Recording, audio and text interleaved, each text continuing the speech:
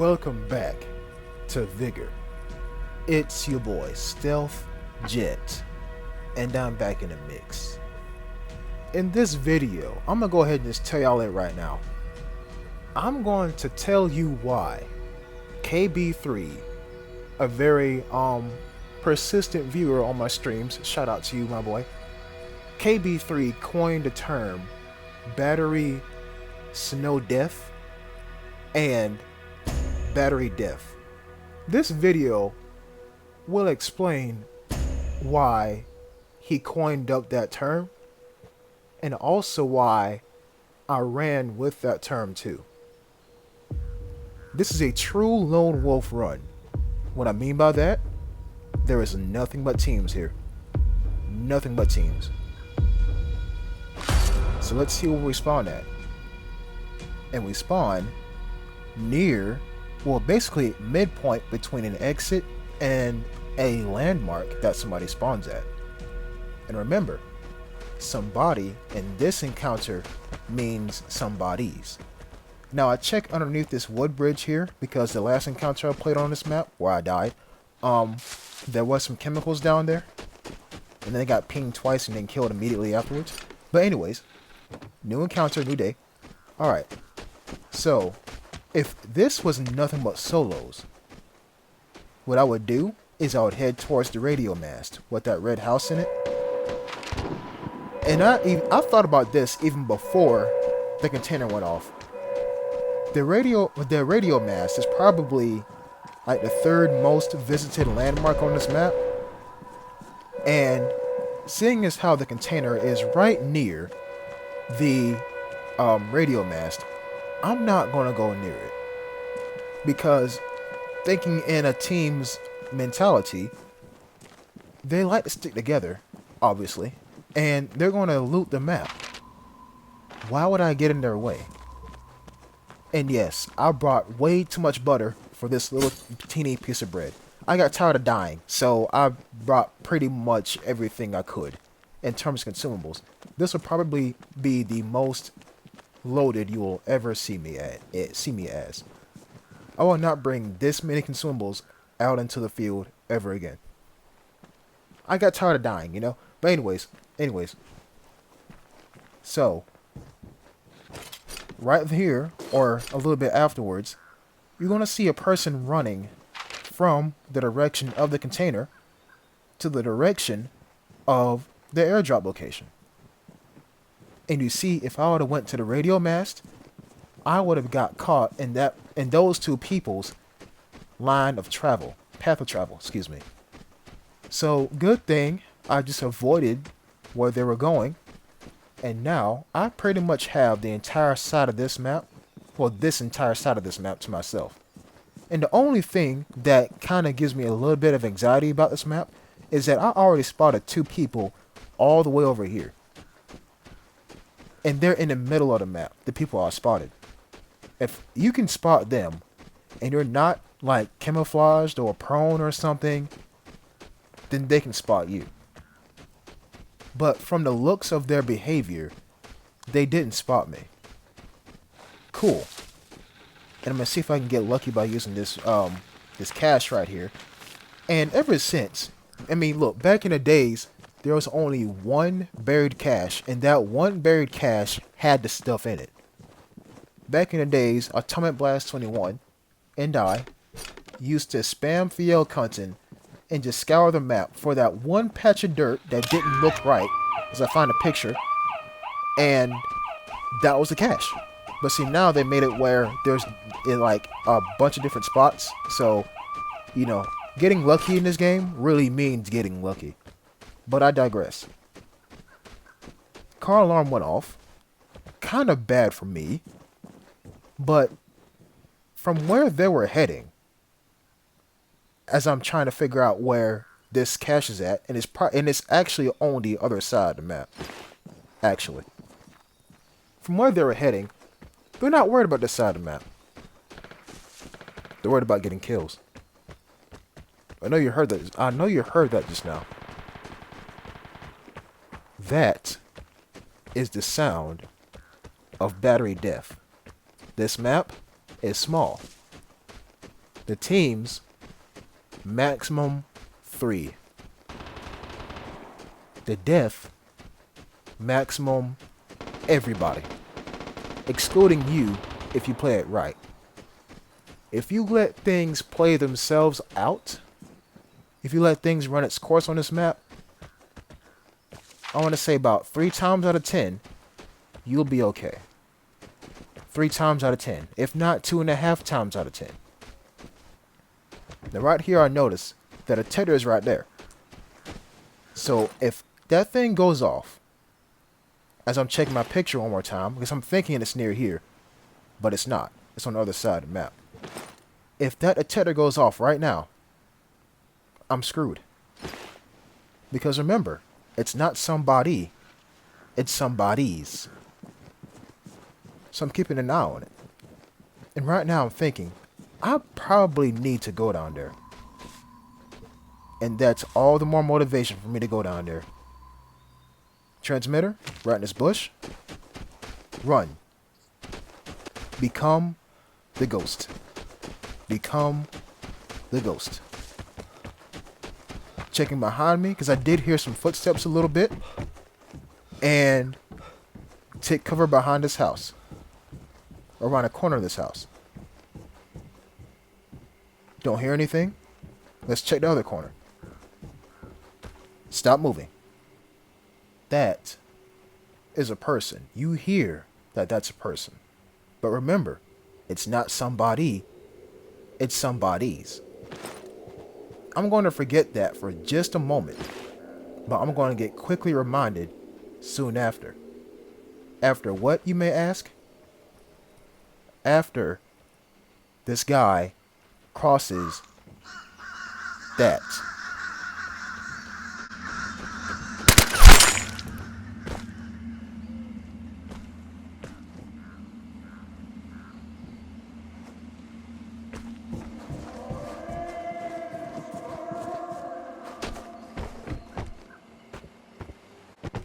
Don't focus on the headshot. I'm going to talk about that in just a moment. What's more important is that his buddy was behind him. And if I would have kept moving, they would have spotted me. And you see the crows are still going off. And I'm thinking they're still going off because I was still near the crow detection radius of that exit. So he knows that somebody's nearby. And to add on top of that, his buddy reported my last known location when I killed him, which was around that house. Now, if I was his buddy, I'll be searching the area right now. That's why I'm nowhere near that body. I'm nowhere near it. But like I said, I bought more butter. Well, I bought too much butter for this one slice of bread. And learning from my previous video, I actually did take a PSD. But remember the transmitter I placed? Yeah. So from here on out, I'm going to use a PSD first, transmitter second. And there he goes, off into the exit. Now, the MP5 is good, but it's not that good. The plane is coming. Prepare to fight for the airdrop. Now, let's talk about that headshot. So how I engage people in this game is, first of all, I'll draw a line of offense. What that means is, once they cross that line, I engage them. And so, second step, aim ahead of where the guy is going. Once you do that, you will actually land your bullets. In other games, such as Battlefield, Call of Duty, maybe Splitgate, sometimes Grand Theft Auto, if you aim where that person is, you'll hit them generally. Generally, you'll hit them. But in this game, you have to give lead more than usual. And I know other games do have the same, bullet travel mechanic in them too. But in this game, it's very pronounced. You're not going to hit somebody who's running from the right side of your screen to the left side of your screen if you're aiming at where they are currently. You have to tell your brain and train your muscles, I'm going to aim ahead of where he's going. And I promise you, as soon as you start doing that, you'll start landing more bullets. It's going to be tough. It's going to be very tough. That's why I don't play any other shooting game besides this. Whenever I play Grand Theft Auto, I don't shoot at people unless I'm in a vehicle, because it's going to mess with my muscle memory on this game. You have to aim ahead of where the person is going. Once you do that and pull the trigger, then you're going to start hitting shots. If you notice, whenever I get shot at, I always run away and serpentine. And it's because of that exact reason. Most players think that a bullet is going to go where they're aiming at. And where they're aiming at is my body. And then I get hit. But I digress. The point of this video is to show you the meta on Batterie Draug, Batterie Death. Remember, I am a true lone wolf on this encounter. Everybody else is not here. And I say not here because there are multiple reasons as to why a soul may not be on this, well, in the encounter. As I check the airdrop, there are 3 airdrops in here. What does that mean? The largest team in this lobby had 3 people in it. But Jet, I hear you asking. But Jet, where is a team of 3? Oh, don't you worry. I'm gonna show you where the team of 3 is. They didn't leave. They died. This is one of them. Sadly, I'm not going to take an H-bar T. I have less VSSs than H-bar Ts at my house, so I'm going to keep the VSS. But Jet, that was only one person. I know. Just wait as I confirm that's the house. Second body, and third body in the background. Sometimes, it's not about quantity. It's quality. Where all those guys died at, they had no cover, and they were pretty much in the open. What I'm thinking is a team of 2 killed them. So, let me talk about this too. In a team, when one person says, alright, let's take an exit, the team takes an exit. Sometimes, if you just wait the encounter out, on this map especially, you'll have the entire map to yourself. And please take that with a grain of salt. That is not confirmed by me, seal of approval. That's like 2 out of every 10 encounters on this map, and this map only. Because whenever you have a large team like that, when somebody dies, that demoralizes the other 2 teams. Because obviously when somebody dies, they can't play the game. And nobody wants to be sitting at their house waiting for somebody to come back. So the team usually says, oh, my boy died, hey, let's get out of here. And so they all leave. Matter of fact, Botneer, if you're watching this video, comment if I'm right or not. And if I'm not, explain why. But whenever somebody dies in a team, or somebody says, let's exit, the entire team exits. And that's less bodies for you to worry about. You understand what I'm saying? So, that, like I said, this is for this map, and this map only. Matter of fact, I can show y'all plenty of times where I died, and I watched people. And the encounter was like only 3 minutes old, but there'll still be 2 people left. And those 2 people are the remnants of 2 teams of 3. Because people want to get kills. People die. You know? Now, I'm not going to sit here and say that I'm the smartest Vigor player in the world. That's not what I'm saying. I'm not going to sit here and say I know how to kill people. That is definitely not what I'm saying. Matter of fact, I'm going to show y'all my stats after I come home, and in the pregame and in the post-game stats, just to let you know I'm not the best player in this game. If you want to see good players, check out people like Half Metal Fox and NL Reptile and like partners for Vigor too. And I'll explain that in a later video as well.